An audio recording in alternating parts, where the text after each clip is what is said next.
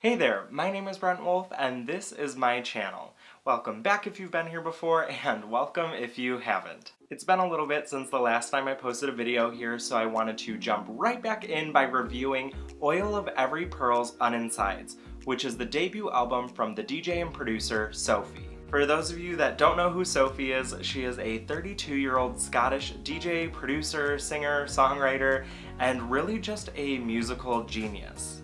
SOPHIE has been pretty active the last few years, and you probably know her songs like Bip and Lemonade, which are from her compilation album Product, which came out in 2015. Other than that, she's been really active working with other artists like Madonna, Vince Staples, Cashmere Cat, Mo, and plenty of other artists, whether it's writing or producing their music. But this past month, she released her debut album, which I've been looking forward to for a long time, and it's called Oil of Every Pearl's Uninsides. At 39 minutes long, it's a 9-track album and it's full of really great stuff. But before we get into that, make sure you subscribe to this channel, like this video, and leave a comment down below. If you've listened to the album, what's your favorite song on it, or what do you like the best about this album? With that being said, let's get into it. The lead single for this album is called It's Okay to Cry, and it features SOPHIE in a way that we've never seen or really heard from her before. While the actual sound of the song isn't too far off from what we normally get from her, it is very stripped back in comparison to the songs that we got on Product, which was very glitch pop, sort of art pop, and very industrial in a way, whereas It's Okay to Cry is soft and gentle and very ambient in the production.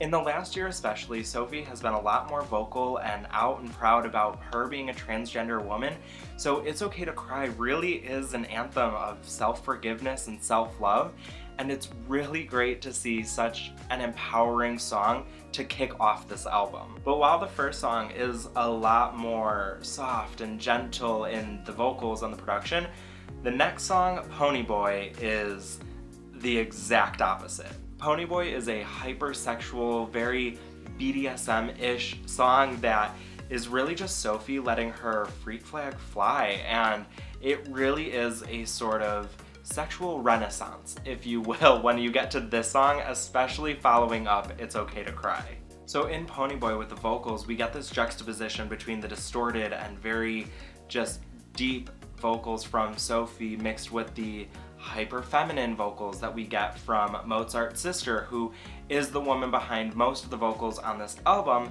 and just hearing the contrast between the two, it keeps the song interesting. While Pony Boy's sound is very much in your face and loud and abrasive, if this song doesn't make you excited, if you know what I mean, in some way or another, I don't know what will, because this song is kinkier than any of the 50 Shades of Grey movies, and it is just really out there in the best way possible. In a less sexual way, the next song on the album, Face Shopping, is very punchy like Pony Boy is, but it's a lot closer to her 2015 compilation album, Product. What I liked about the 2015 album Product is that it was very commercial in a way, and in fact Lemonade was used for a 2015 McDonald's commercial, and Face Shopping sort of harkens back to that sort of sound that we got on Product, where it's a unique sound but has all the elements that you would find in commercial music and that you would find in a sort of commercial palatable setting, but it's turned completely on its head, so it's almost anti-commercial or hyper-aware, if you will. I think also with Face Shopping we get the message that SOPHIE is trying to say, where transitioning is really just about choosing who you are as a person and sort of having to live up to these standards of what society wants you to be, of what people want you to be, of what stan culture on the internet, and especially with music, of what all of those people want you to be, and then deciding for yourself who you are. Stepping away from the in-your-face, deep bass sort of sound that we heard in the previous two songs is It Cold in the Water? Similar to It's Okay to Cry, Is It Cold in the Water is a lot more atmospheric, and it really floats through the different elements that SOPHIE is trying to convey.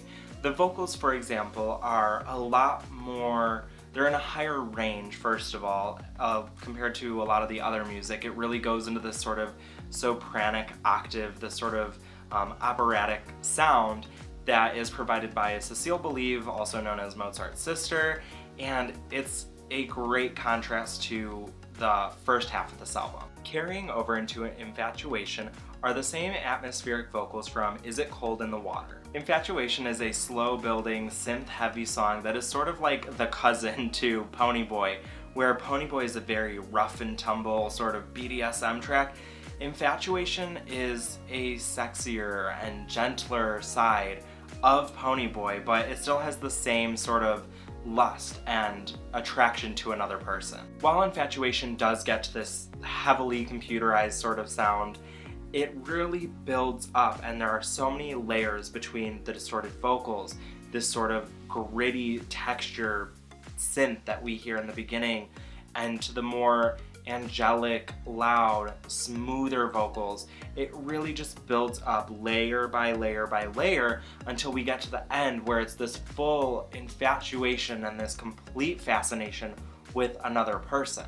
But the song Not Okay is under 2 minutes at 1 minute and 49 seconds, and it really is a sort of interlude in the album. Much like everything else, it's a hodgepodge of different elements. It's like if you took a carousel and you put on some disco pop, some electronic music, some high-pitched vocals, a little bit of like industrial sounds, and you spun it really fast, and then you just caught whatever came flying off the carousel. That's what Not Okay is. While Not Okay is jam-packed with different elements and different little sound bites, the next song, Pretending, just really defies a sort of time and space in music, and especially sound that we know from Sophie.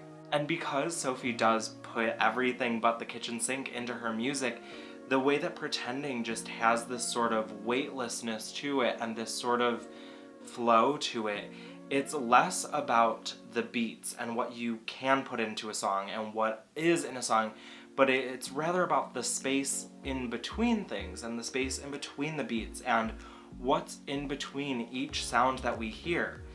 It's space, it's this emptiness, or rather it's everything, and it's everything and nothing all at the same time. While Pretending is really just whatever you want it to be, and I'll completely let you form your own opinion on that, the next song is called Immaterial, and it's a lot more of a pop song that we would expect from Sophie. And because it is the most pop-ish sort of song on the album, it does remind me a lot of her collaborations with Charli XCX and with Cashmere Cat, where it's a lot more of a radio-friendly sound than the industrial sort of electronic sounds that we've heard before.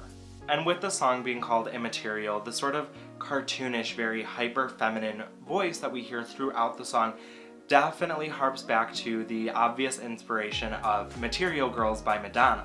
With lyrics like immaterial boys, immaterial girls, I can be anything I want, anyhow, anywhere, any place I want.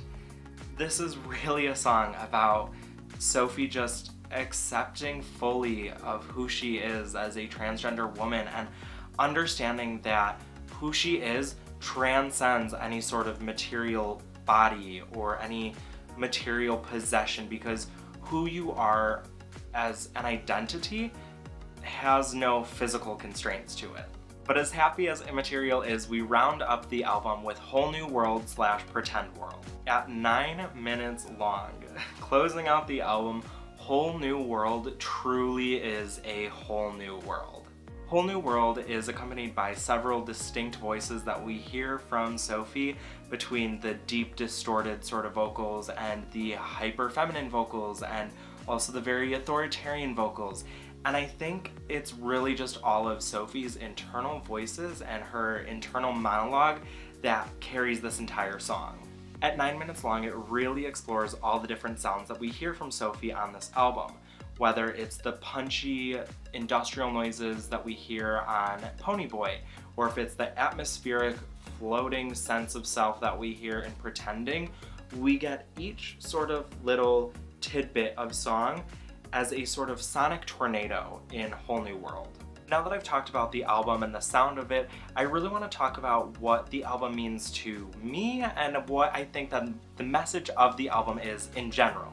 I've heard a lot of critics and I've read a lot of other reviews that were saying that they didn't think that the album was entirely cohesive. Through this album, we get an entire storyline of the ups and downs of how I think that Sophie was feeling as she transitioned and as she fully became who she is. And in the song It's Okay to Cry, we get that sort of honesty, we get the vulnerability of who she is and who she wants to be and who others can be and who they want to be, and just living your most authentic life.